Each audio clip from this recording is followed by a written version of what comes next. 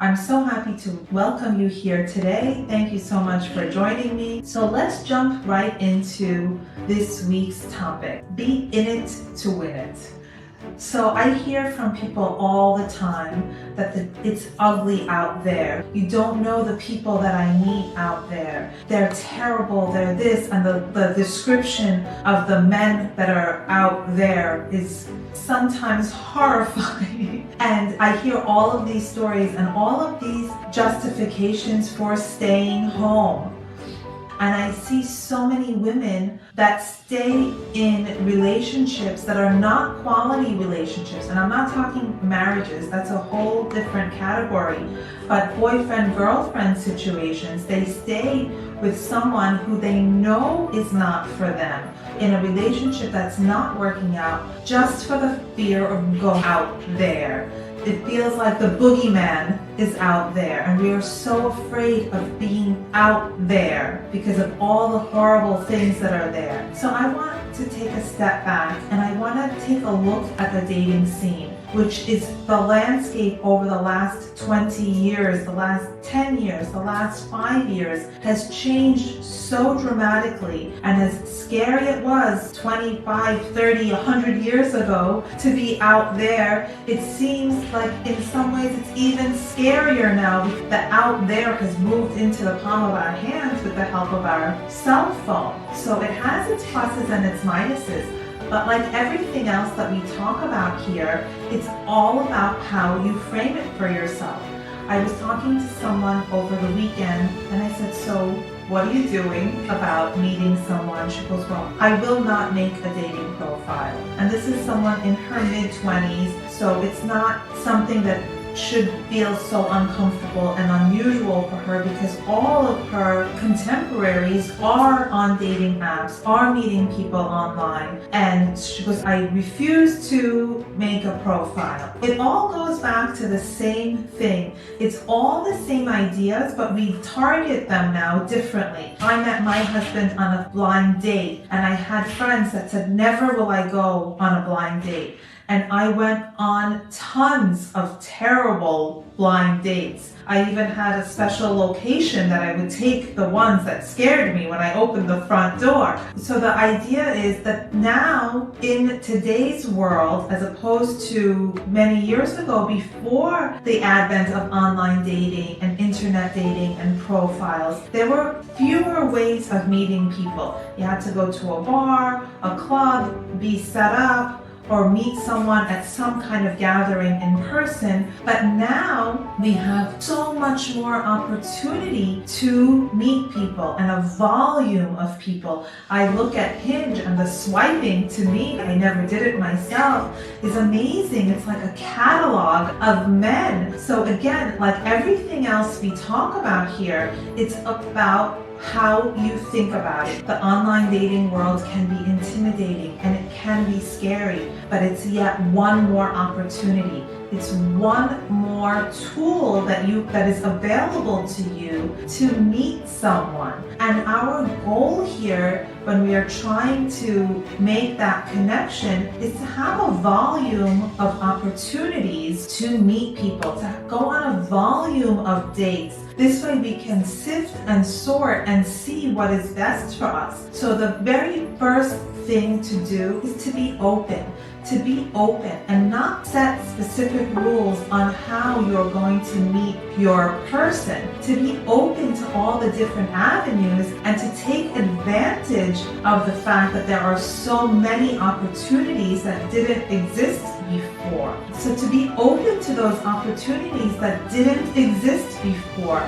More and more people are meeting online. Another thing to keep in mind, I spoke to a woman just last week and she said, I am in my early 40s. I am looking for a particular type of man. I'm a Jewish woman. I'm looking for a Jewish man that is in my age range. And she framed this for me as something that's a negative. But I want to invite her and all of you to look at this as a positive. When you narrow the field, it becomes much easier. If you open up the field to say, what is it, 3.5 billion men, 4 billion men out there, it's very difficult to sort through 4 billion. But as we narrow our field, as we narrow our focus, it becomes that much easier, because in reality, looking for our love companion, looking for that one special person, we are looking for a needle in a haystack, right? No matter how you frame it, it is one needle in a giant haystack, and that's what we're looking for. So the smaller you can make the haystack that you are sifting through, and I'm not saying that you should be very specific.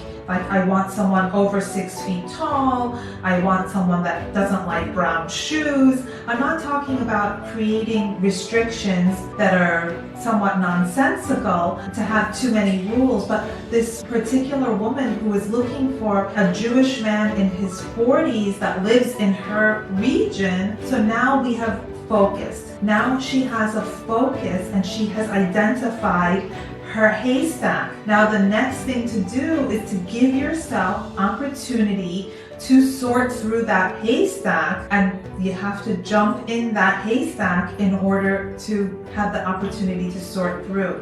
You have to go on dates with men. You have to go out on dates that are not going to be good.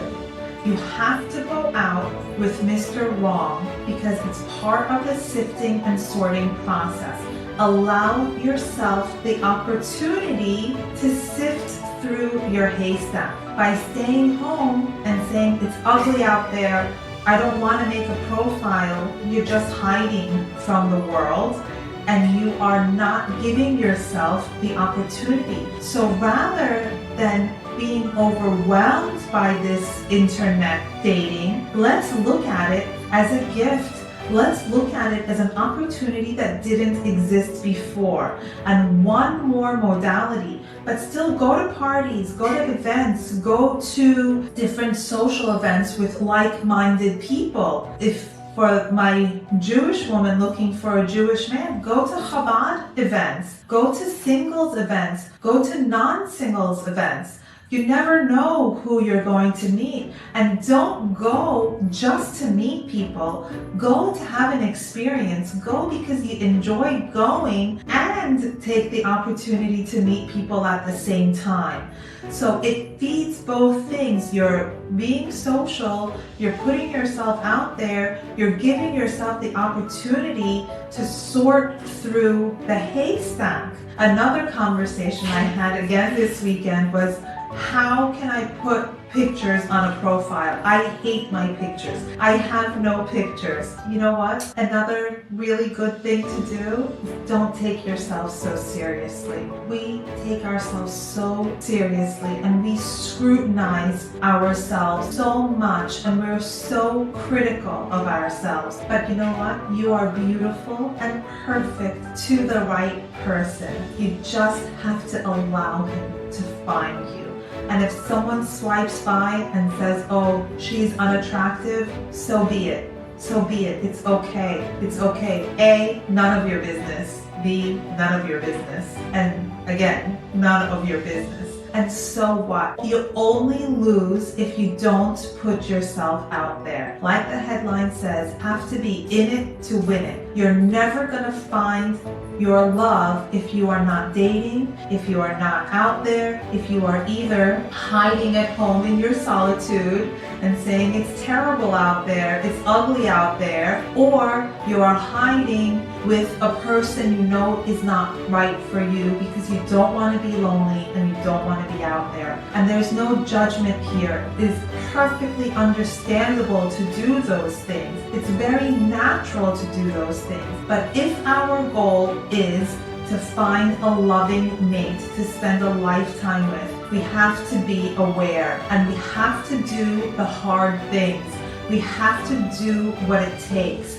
Yes, it's important to dream and to wish, but dreaming and wishing is not enough. We have to have the courage to put ourselves out there. We have to have the courage to go on dates. And the more opportunity you can give yourself, the better off you're going to be. Sort through the haystack. Don't be afraid to narrow the haystack. Don't go out with men that are clearly not good for you. If one of your key values is to be with a man with the same background as you, don't date men that have deal breakers. Does that make sense? If something is a deal breaker for you, then you know that door is closed. So if you live in, let's say, France, and online you meet a guy that lives in California, unless he's willing to move to where you are, it's a deal breaker for me. So don't waste your time chatting and doing all of those things with him because he's too far away. If your value is to marry an Orthodox man or a Jewish man, don't date men that are not Jewish because you're setting yourself up for disappointment. A lot of times women and men alike do this as a defense mechanism because they are afraid to actually find what they're looking for. So they will date someone that they know they can't be with to protect themselves. And then in the end they say, well, it didn't work out and I didn't want to be with him anyway because he had these particular criteria that are deal breakers for me. So we have to really very much be aware and be brave enough to put ourselves out there. Because if we are not out there, if we are not dating, if nobody knows who we are or that we're even alive, how are you going to meet someone if you are not out there? I hope that this makes sense. I hope that it's helpful. The other thing to consider is what kind of dating profile are you putting out there? It's important to really have to put your best foot forward. It's like putting your makeup on the internet. Put nice pictures out there, but don't edit them to the point that it doesn't look like you. Put a little care into it. Take pictures when you're happy, when your hair is done, or when you've done your makeup or whatever. I'm not saying take pictures in your pajamas and just put it out there, but also make sure that the picture looks like the real you, that it is your authentic self. And put it out there and don't think about it. Just do it. Analysis by paralysis. The only way that you can hurt yourself is not being out there. The biggest mistake is to not put yourself out there. Whatever happens in the world, you can handle, but you have to be in it to win it. And I'm here to make sure that each and every one of you, with an open mind, or the ability or the desire to open your mind, is going to find that relationship success. Please leave a comment so that I know that you are here. If you have questions, I know sometimes people feel uncomfortable to put their questions in the comments. Send me a direct message. I love that. I'll be more than happy to answer your questions.